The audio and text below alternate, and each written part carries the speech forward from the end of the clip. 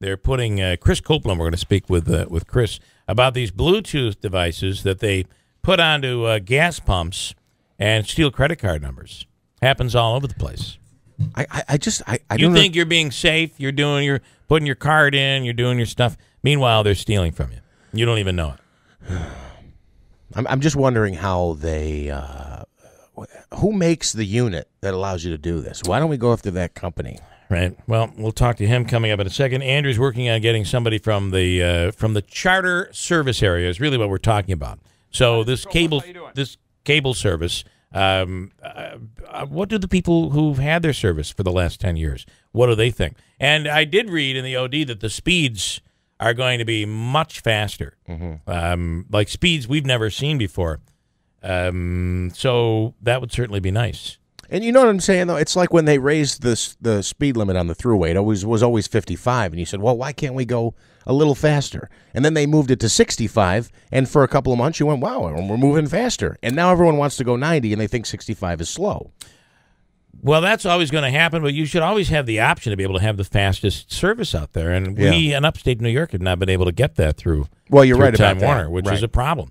Chris Copeland is a cybersecurity analyst, director of the Institute for Homeland Security, Cybercrime, and International Criminal Justice Studies at Tarleton State University in Fort Worth. On the line now. Good morning, sir. How are you? I'm doing great. How are you? Good. So, first of all, we were asking on these devices, are they visible? You're saying that you can put these Bluetooth devices on gas pumps, so when you swipe your card, they're stealing your information. Are they visible? No, they're not visible. You have to really look because they're inside the pump. Okay. Yeah, so that's what's, the swiping and skimming have been around for a while, but gas pumps are notorious because they can hide the information, they can hide the devices inside the gas pump itself. And now with the advent of adding Bluetooth to it, they don't have to come back to the pump to download the data that they've captured. They can sit somewhere in the parking lot, or they can sit somewhere close by within the Bluetooth range and download that data directly to a laptop or device. Now, does this work also with the chip? Supposedly the chip is there to protect us even more, right? So the chip and pin, is that what you mean? Well, yeah, I don't really have a pin with my chip, but you put the card in and it reads my chip. Yeah, so the chip is there to encrypt the information during the transaction so that it's not stolen en route. Yeah. That doesn't necessarily mean that it's not going to swipe the credit card number. Got it. Although the transaction may be encrypted and the information may be encrypted, the credit card number can still be swiped. They say that the Apple Pay is one of the safest ways to make a transaction. I have not used Apple Pay, but I also don't know very many gas stations that are accepting it. You're right. There aren't a lot. And even regular stores, the one thing I find with Apple Pay is even the store clerks don't know how to use it. And the same thing holds true with these chips. I'm spending longer. You swipe it. No, put the chip in. No, that's not working. Swipe it. It is the worst transition I've ever seen. It's just slowing everything down. But in terms of stealing at the gas pump, how do you save yourself? You just got to pay cash? You don't use your card? Well, I think there comes a balance. For those people who are absolutely, security focused, pay cash. That's the easiest way to avoid it. The second level, and this is the level I'm at, is I use a credit card. Yeah. I've got to take my time and do the credit card, but I have an encrypted PIN. I have an encrypted chip. But I don't use a debit card. And the debit cards are where people are getting into trouble because it goes directly to the bank account. Got it. And those are not encrypted. So at least with a credit card, as long as you can pay off the balance every month, at least with a credit card, you can call the credit card company. They'll detect fraudulent charges, hopefully.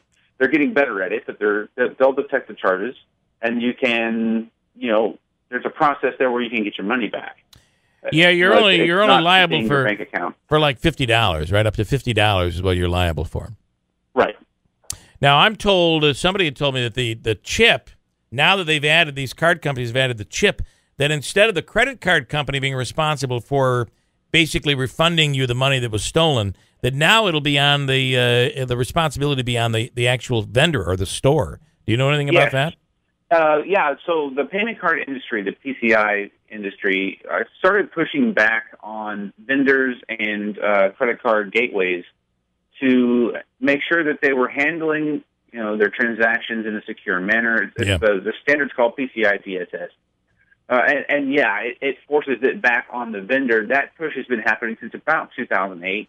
Okay. And the penalties are actually quite severe. They'll cut off credit card transactions for that business and fine them up to $10,000 per card breach. Wow.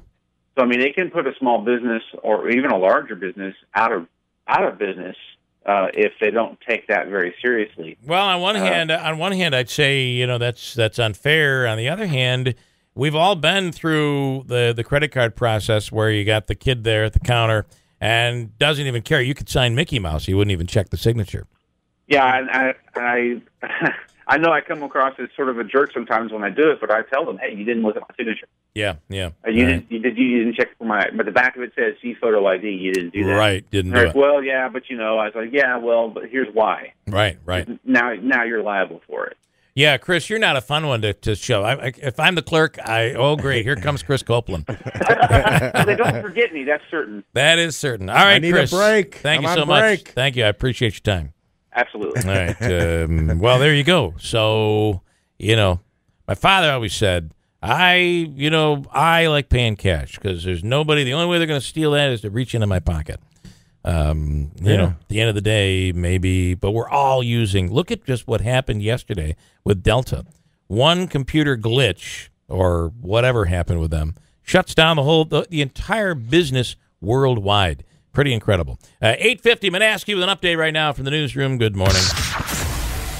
Good morning, Bill. WIBX News Time is 8:50. I'm checking here for the story on that, what you just mentioned there. The Georgia Power Company, I don't have their name, saying yesterday that they had no other power outages in Georgia. So they are puzzled as to exactly what happened. Speaking of Delta, nearly 250 Delta Airlines flights canceled today as they try to reset after yesterday's technical meltdown. 3 girls recovering after they were injured when a Ferris wheel malfunctioned at a county fair in Tennessee. And American swimmer Lily King has the last laugh against her rival in Rio. Another hot day on the way today. Sunshine, 88 tonight. We'll get down with the thunderstorms and showers possible into the upper 60s. Tomorrow, showers and thunderstorms, mid-80s. And a more of a chance of the humidity and those thunderstorms on Thursday with sunshine, chance of thunderstorms in the high into the lower 90s. A hot week, another heat wave underway. 8:51, we'll check on your cable system. Do the people who have Charter really like it? We're trying to find somebody that's willing to talk. So far, there's a lot of hang-ups. They might think we're like customer service from Charter. I don't know. Calling right now. We'll do it when we come right back at WIBX.